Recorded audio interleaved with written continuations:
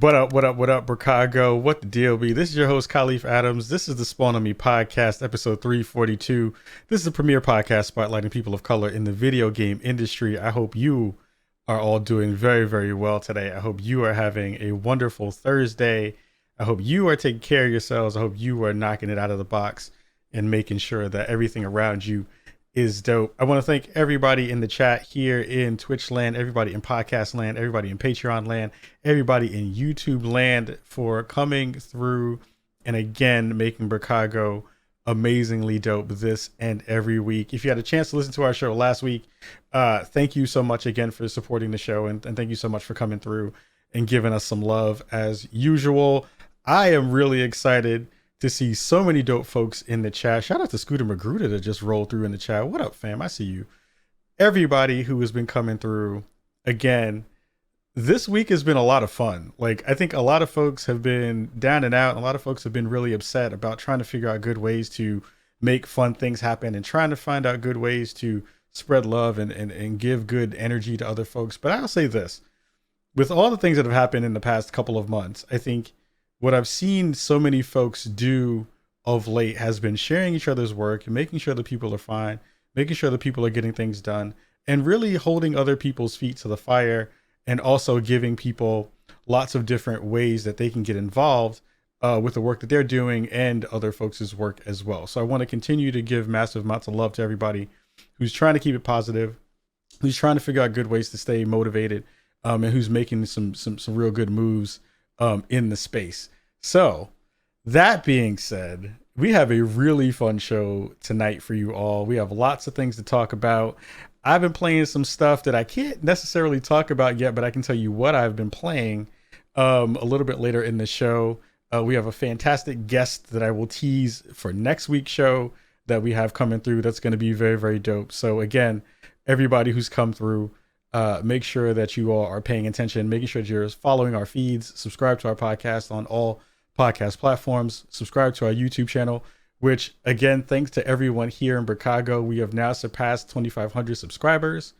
That is a very cool milestone to have gotten through and have gotten past. So very excited about the growth that we have over there as well. So again, that's all because of you and in Chicago, making sure that all this stuff is looking real good. And also, before we go to our first segment in the 411, I have just seen the dopest design that we've gotten for a new shirt that's coming up very, very soon.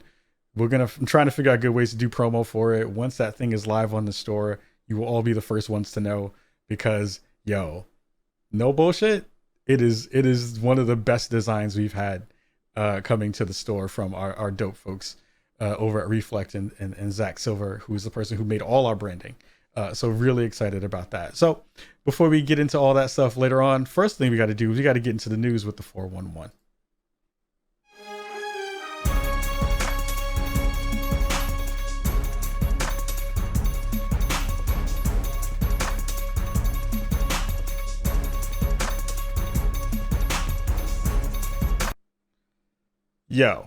Everybody in the spot. It is an interesting day here in terms of news. It has been very, very, very, very cool.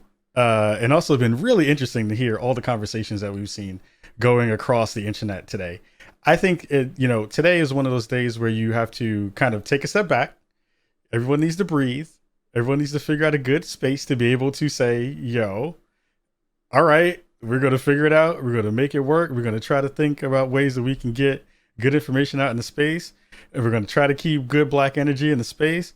I'm going to say that today, in terms of allyship, in terms of conversations that we saw from our lovely friends on this here platform on Twitch, there was some not great messaging that got put out today. And it was the thing that set all of Black Twitter ablaze, all of Black content creators and streamers ablaze. It was madness today. So the first thing today is all about the tweet that Twitch put out on their social channels today. It is nuts how after after many, many years of conversations around Black folks talking about their space and talking about, their maneuvers on on the platform, and the conversations that we've constantly had, talking about and bringing to the forefront the things that we go through on the platform. We have seen in numerous ways Twitch try to, rectify that, try to address it, try to have good conversations around it. They had us come in. They had the Black Summit, where they had a whole bunch of Black streamers come by to the Twitch offices down in San Fran and try to give them some good insight into the conversations around what's been happening in the space. And I think there's been some great dialogue there that's been happening throughout that time. I know I have been hit up by numerous Twitch staff for ideas and conversations.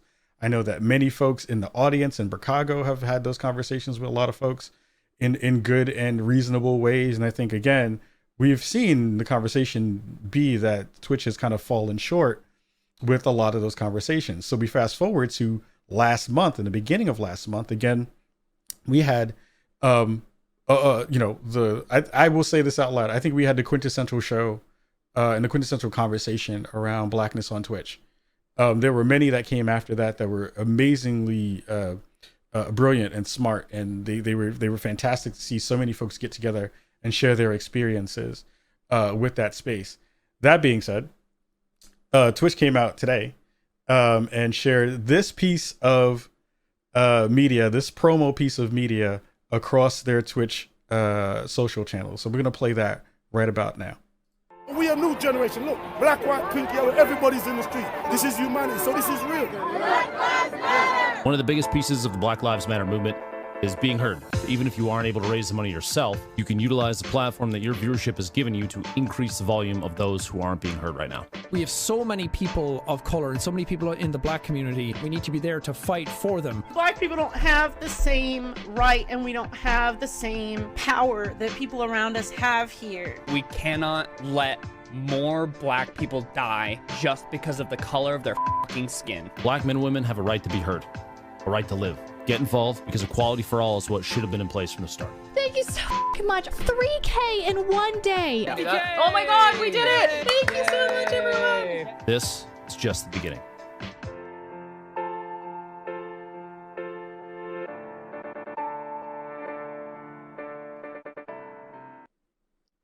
My God, y'all.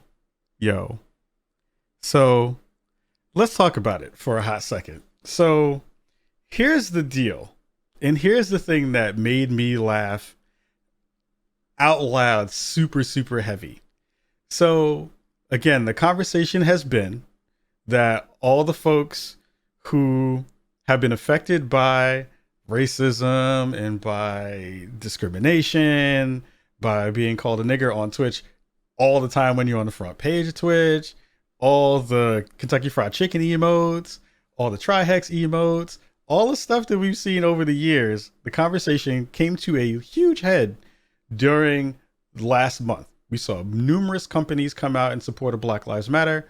We saw a lot of the conversation and the worry be around how, we don't necessarily understand how all this energy has now come into the space now, after we have been dying for a very long time. We have been affected by this for a very long time, and it's only bubbled up into streamer spaces for the time that we've been on the platforms, right? Since Justin TV became a thing back in the day, right?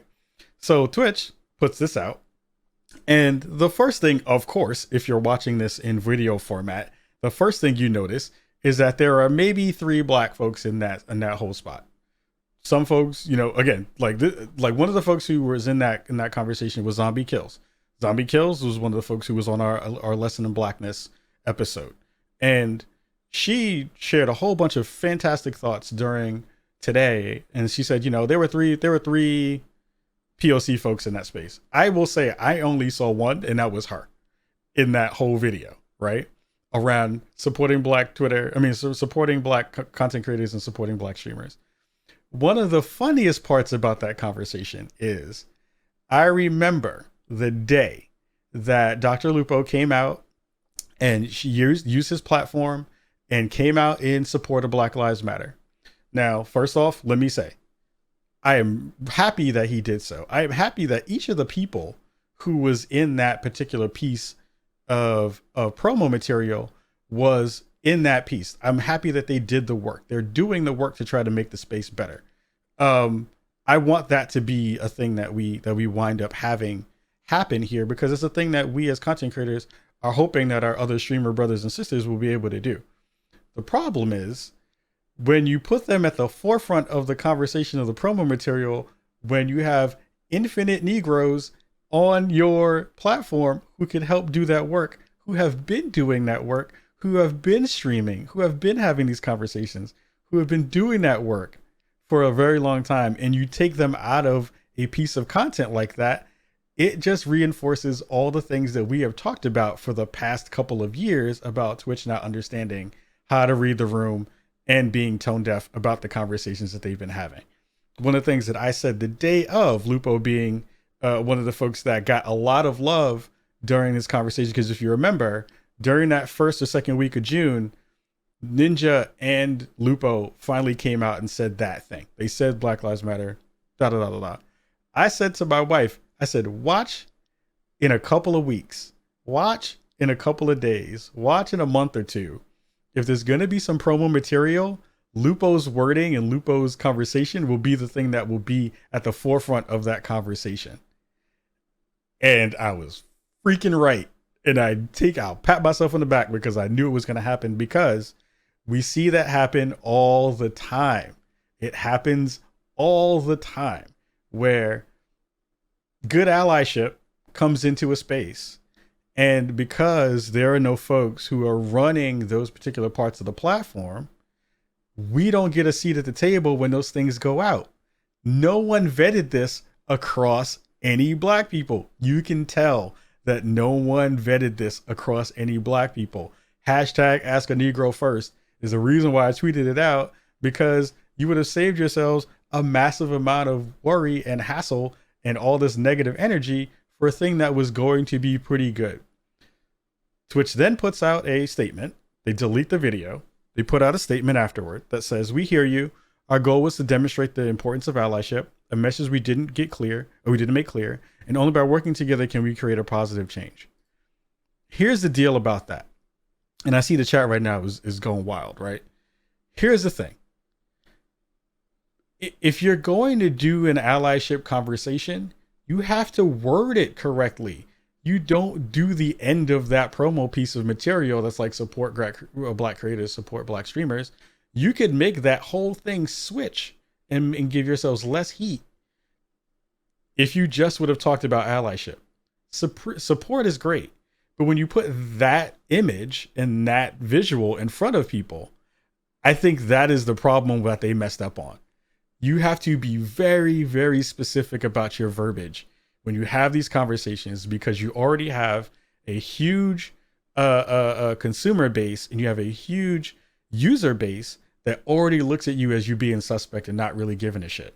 So when you botch it and you basically remove the people who are actually the ones who can talk about this in a perfect way and not include them in that conversation, and you see the conversation around all the energy around Black Lives Matter kind of dissipate over the past week or the past month, that all together makes the perfect storm of fuckery. And we see that that's what happened today.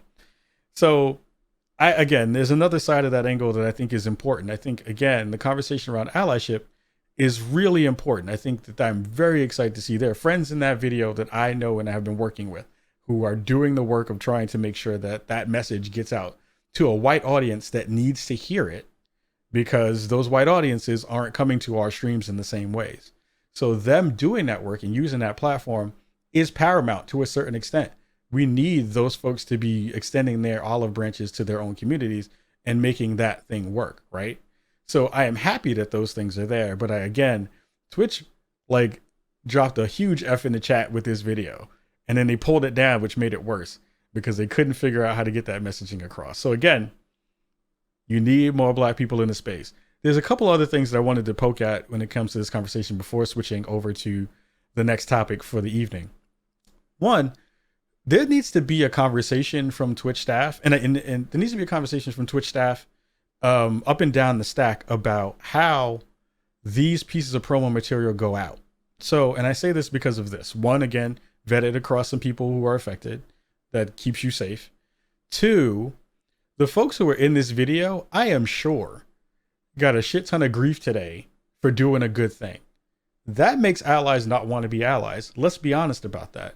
When you have a whole bunch of folks who are excited about the possible work that they're doing, and then they get negative heat because of a mistake that they could have figured out and they could have done the work on to make sure that that was okay, you need to vet that across those folks too, so that they are not getting their branding botched up because of a silly mistake that Twitch made on their part.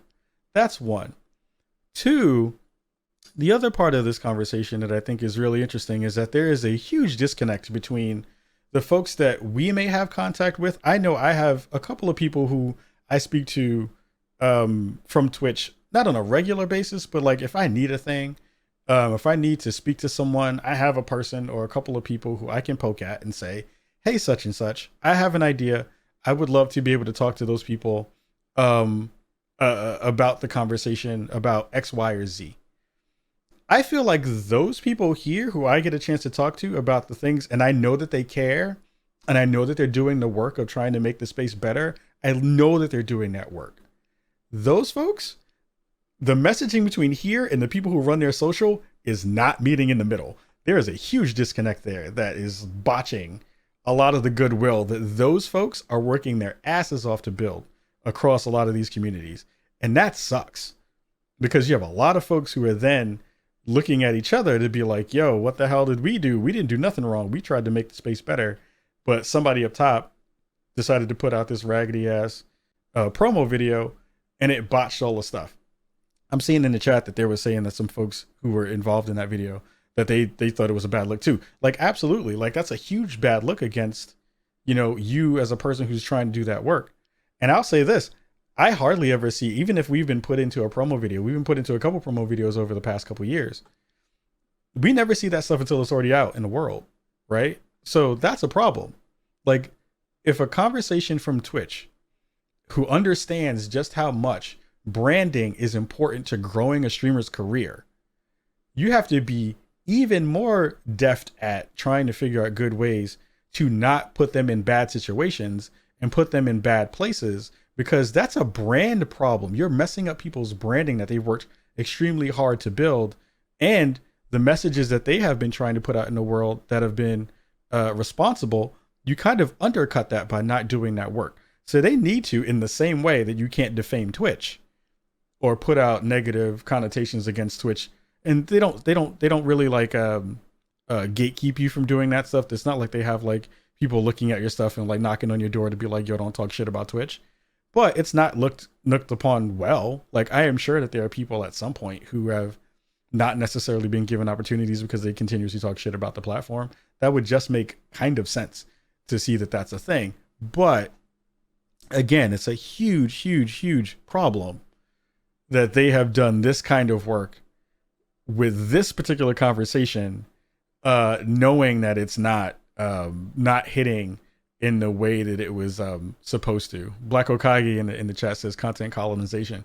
Kind of, sort of. Yeah. I rock with you on that. And I think to a certain extent, they have to be even more mindful. And again, bringing in good people into the table makes a huge difference, so that you don't botch a thing right off the bat. So Twitch, you've got to do better. Like, that is not okay. You can't make those things. You can't do those things and then expect the Black community, who is, again, not excited and not happy with you right now, in a space right now where we see so many folks kind of ditching us, to be able to say that work is good. You got to do better on that side of the fence. Next story is all about Sony. Sony and PlayStation, they paid into and bought $250 million worth of equity within Epic Games today, which is a pretty big story. I think if you think about it, it's about 1.4% of an investment in the game studio that's valued at 17.86 billion of Sony right now. I mean, of Epic Games right now. Epic Games, of course, masters of Fortnite and Unreal Engine 4, now going on Unreal Engine 5. That is a interesting purchase, an interesting investment that you see coming from PlayStation and Sony right now. From Sony proper. PlayStation's a subdivision of it, but it is all involved in that same conversation for sure. So like, I'm wondering, when you think about this from a strategic perspective, what this actually means for Sony. We see everyone who has been trying to figure out good ways to get the one up on the other company. We saw Xbox go through a couple of acquisitions late last year or early or mid last year during E3. They announced a whole bunch of those studios being added to their portfolio. We saw that Sony wound up buying Insomniac so that they could have Ratchet and Clank and all the games and Spider-Man directly underneath them as a first party studio, which is huge for them. I do wonder what this means in terms of the landscape that we see coming up with the next gen consoles. I don't think that this particular purchase or this particular investment is going to be a huge deal. I do think that it is really interesting. I don't know how the crossover works when it comes to those conversations. And I also don't know what that means in terms of, what that valuation or what that value brings to them directly as a game maker and as a platform. Does that mean that Unreal Engine gets a little bit more love in terms of the way that it gets kind of pushed through when it comes to the to PlayStation 5 and whatever is going to be coming through next? The conversation from Epic, from Tim Sweeney himself, has always been, we don't necessarily get in bed with people directly in that same way. We're agnostic in a lot of different ways when it comes to, who we partner up with. And, if Xbox wants to do cool stuff with us, we're totally down with that. I wonder how that conversation sounds now with them directly being an investor within that ecosystem. That is going to be real interesting to see how that plays out. I do wonder as well, like, how does this work in terms of IP and IP properties now? So we have Sony with all the things that they own. How much of that stuff winds up in Fortnite now? You know what I mean? Like, is that going to be a part of the conversation where we see Sony properties show up in Fortnite? If I'm not mistaken, I think Sony still owns Spider-Man in a real way. What if you start seeing Spider-Man in Fortnite now? What if you start seeing all these other Sony properties winding up in Fortnite, which is now not only just a game, but a content delivery system and its own ecosystem within itself now, which is a place for people to hang out and see new events and kind of go through those things too. Real interesting right now. Real cool in the way that some of those things particularly might move in that space. Arctic in the chat says he can see more of their first party studios using Unreal Engine 5 moving forward. Absolutely. Like, we could see, Spider-Man, not now, not this next iteration for PS5, but if there's any other games later coming down the pipeline, that may be a thing that we see absolutely them kind of leveraging Unreal Engine 5, sorry, as being a thing within that space. Like, imagine Uncharted looking different from Naughty Dog under the Unreal Engine 5 engine. Like, the stuff they showed in that particular demo lent to lots of people kind of going there, with that demo being really like a Tomb Raider-esque kind of demo. That is something that now, who knows what the sky's the limit when it comes to some of that stuff. It could definitely and absolutely be something that is there for sure. Really curious to see what they're going to do in the next couple of years with this. Who knows exactly what the outcomes are going to be, but it is definitely a thing that I'm sure perked the ears up of everyone over at Xbox, who are having their event on the 23rd of this month that's going to showcase finally their first party titles, which again, I am very, very excited for. Really, really hyped about that thing. That's going to be extremely cool to see all that stuff happen. Third and last story in the 411 for this week is all about the U.S. Army on Twitch and how they are banning people in their chat who have questioned the U.S. Army and their doings over the past years, and talking about war crimes during the conversation. They said during a stream, this is a story from Vice, from Matthew Galt. So during the stream, the Green Beret on camera characterized viewers asking about U.S. atrocities as internet keyboard monsters and said, "Yo, I'm bigger than you."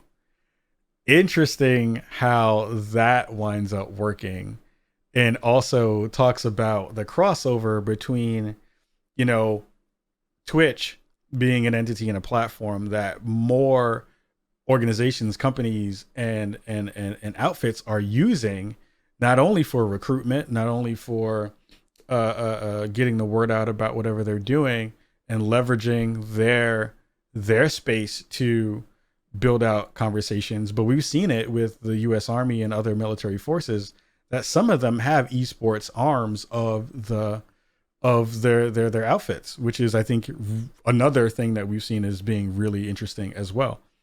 The conversation about whether that means those folks who have been banning people out of the chat for talking about the things that the U.S. Army absolutely has engaged in, how much of that is defeat of free speech? Of course, it is your channel. You can do whatever you want. You can move people out of a space if you don't like what they say.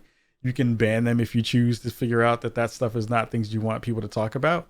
But I think it was really interesting to see that people are bringing that stuff up. The conversation around not wanting politics within the chat is kind of long gone when we had all these conversations around Black Lives Matter and Twitch kind of showcasing and sharing not only our work about that stuff, but around all the other folks who are now doing political streams and some of those things as well. So hearing people kind of bring up the idea around, you know, when they were playing Call of Duty, bringing up white phosphorus, bringing up chemical weapons, bringing up conversations about that is really interesting. I thought that was pretty cool for the chat to kind of hold people's feet to the fire when they definitely understand that, like, it ain't all good in the hood. It ain't all good all the time. And if you come onto a platform where people are going to have thoughts and going to have ideas and going to have conversations about, you know, what you're trying to talk about and all the things that are going on in the actual world, you have to kind of like toughen up a little bit and get your stuff together if that's going to be the case, because people are going to hold your feet to the fire. People are definitely going to talk about that thing, for sure. During the stream, I'm going to read a little bit of the article really quick. It says, during the stream, David characterized the viewers reminding others of documented U.S. atrocities, again, as internet monsters and keyboard monsters, and said, I'm bigger than you. So I think that every post that I do from now on is going to say UEU, and it just deflects, David said on Twitch. He said, y'all are going to talk all that crap to my angels on the esports team, the nicest person in the entire world. You little internet keyboard monsters, number one, I won't stand for that, and I'm bigger than you. And so shortly after the exchange, the stream stopped. And when it returned, only viewers who had been following the U.S. Army esports channel for at least 24 hours could post in the chat. In a statement from the U.S. Army esports team, they said that it felt that viewers' comments violated Twitch's policies against harassment. And they said the U.S. Army esports team follows the guidelines and policies set by Twitch, and they did ban a user from their account. Representative of the U.S. Army sports team said in a statement, team members are very clear when talking with potential applicants that a game does not reflect a real-life Army experience. They discuss their career experiences in real terms with factual events, and team members ensure that people understand what the Army offers through a realistic lens and not through the lens of a game meant for entertainment. This user's question was an attempt to shift the conversation to imply that soldiers commit war crimes based on an optional weapon within a game, and we felt that violated Twitch's harassment policy. The U.S. Army offers more than 150 different careers, and ultimately the goal of the Army's esports team is to accurately portray the range of opportunities to interested youth. Yeah, word. Okay. All right. I mean, we've seen with America's Army a huge conversation about recruitment and about how we're using not only video games, and this has been found to be true on numerous occasions, video games as a gateway or as a tool for training, and through a whole bunch of other forms of not only training, but literally you can throw a drone at somebody with a freaking joystick. So like, yeah, that's kind of interesting to kind of make it seem like they're not ready for this conversation in a real way. So they're bugging out. I think that's unreasonable.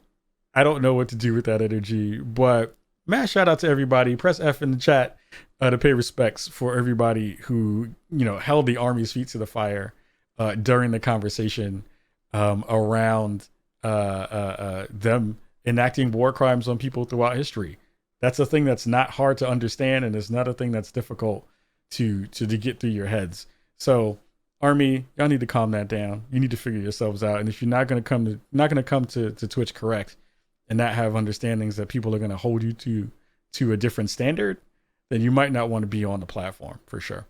So we're gonna take a 2-minute break. Massive love to everybody in the chat. You were all kicking ass tonight. You're all super vocal. I'm gonna talk to you behind the scenes for a hot second. Everybody else in podcast land, hang out for a little bit. We'll be right back after this.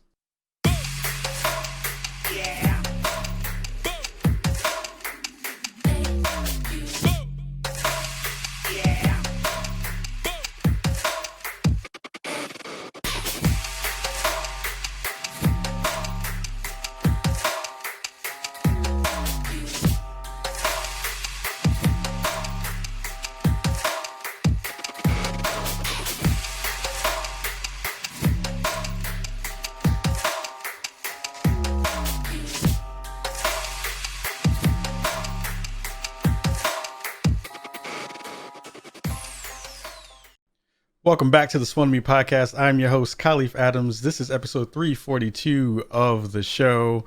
Mad love to everybody who's hanging out in podcast land, Twitch land, everybody else who's rolled through tonight. We're having a blast talking about all the wonderful things. If you missed the first half of the show, you need to go back and listen to Ask a Negro First, hashtag part of the conversation that you missed. And if you don't know what that is, now you know. Mad love to you all again here in Chicago. So I've had the chance to play a couple of different things in the world today. First thing that I am playing and have now finished, I can say this because this does not break embargo. I had enough people getting my ass on Twitter about saying the thing about the game and all the stuff. And people was like, yo, what the deal be? Did you finish? You can't say that. I was like, yo, calm down. I know how to deal with an embargo.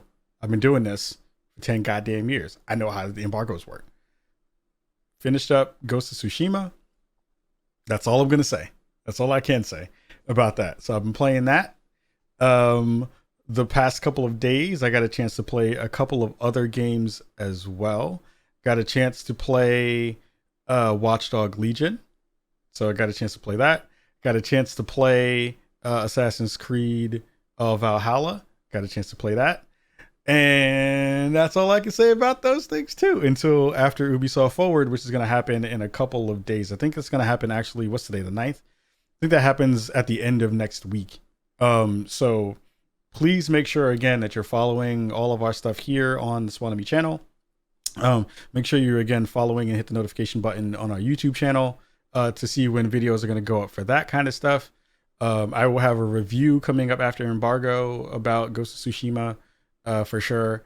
And I have to give mad love to the folks over at Sony for providing copies for the game, and for the folks at Ubisoft for inviting me to go check out those two titles early so that I can give some impressions after Ubisoft Forward on the 12th.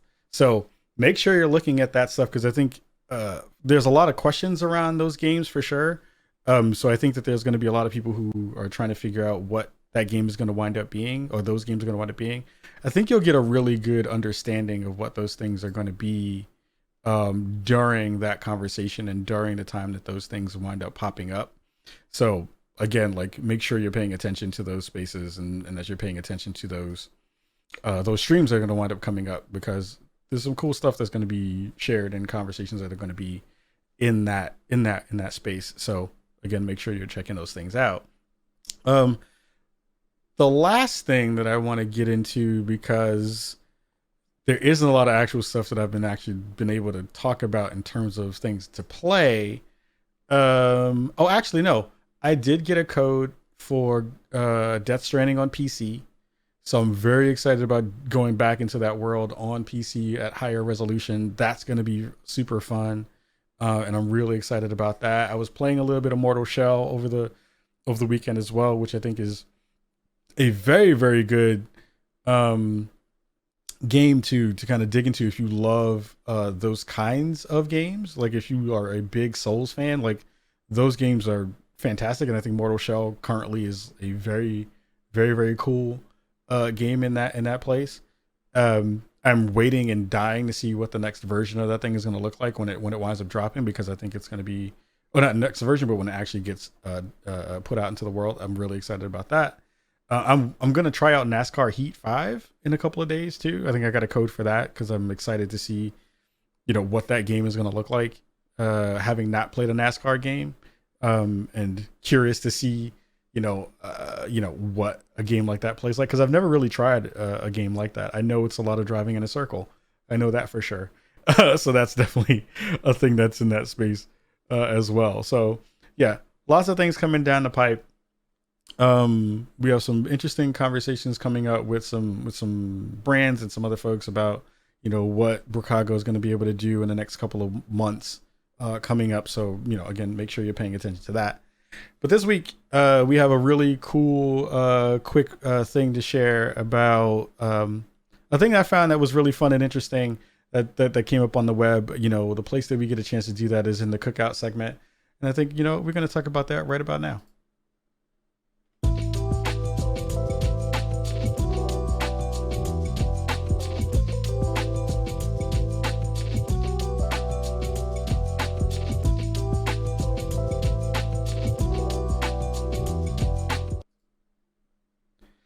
So this week in the cookout, we have a really fun thing to talk about. The homie Gita Jackson, who's over on Vice now. She moved from Kotaku over to Vice.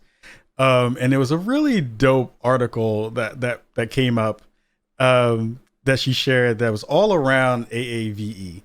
AAVE, if you're not familiar, of course, is Black vernacular, African American vernacular. And it's really interesting to see how many brands and how many folks have been kind of trying to dip into that conversation in a real way. So there's this really cool Twitter account called AAV Struggle Tweets that is kind of brilliant. It's kind of dope. Like, I love the fact that they have figured out ways to be cheeky and give folks good information about how language works and how conversations happen and about how people are talking about some of those things. And one of the things that is really interesting is just seeing how so many brands and white folks are just fucking up AAVE all kinds of ways. Like, this one tweet that says it right here is just a huge pain in the ass to read because it's so wrong in so many different levels. It says, hope y'all getting real horny for my record, cuz I spent all morning listening to some final ass mixes, and honey, this record is a thick queen. I can't wait to give it to you. What in the hell is that supposed to be? Like, what kind of ana-alphabetic AAVE version of conversation was that supposed to be? We see it happen all the time where people come into the space and try to figure out good ways to build in parts of the conversation. And all you can do is just kind of look at yourselves and just be like, so what is you doing, BB? Like, what is happening right now? Who gave you the gate to come in through and say that this is the way you're supposed to have these conversations? It really doesn't make sense to be able to come through trying to speak the language when you don't understand the language.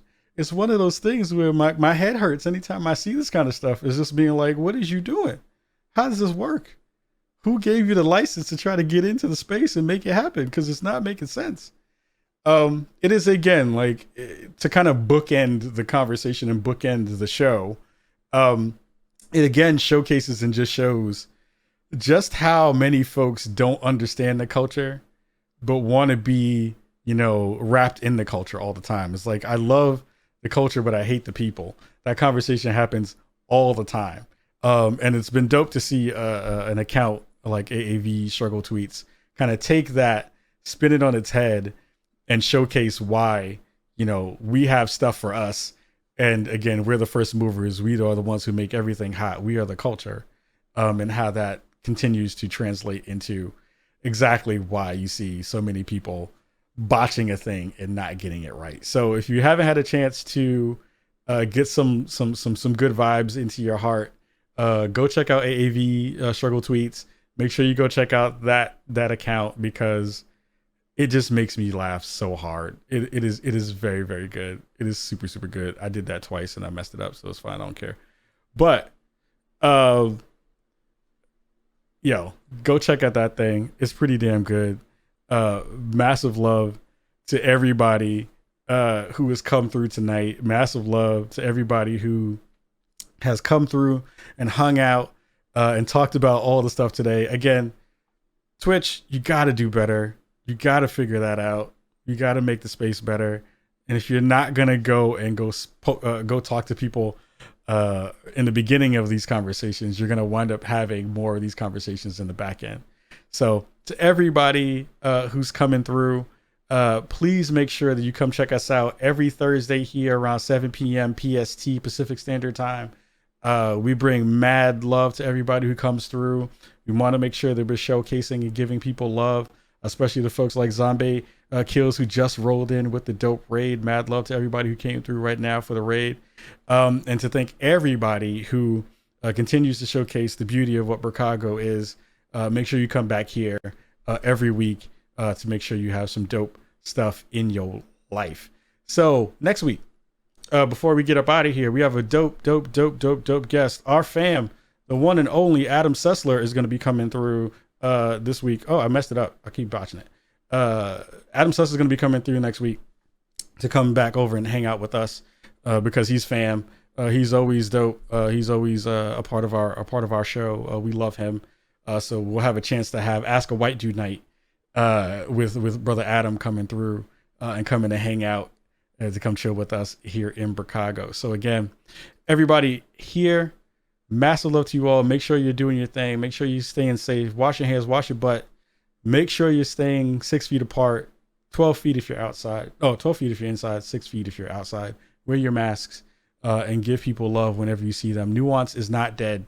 We are bringing it back for the culture. So everybody, mad love to you all. Have a wonderful night. And please come through, come chill with us here in Bricago. Throw your biscuits in the chat. And until then, we will say peace.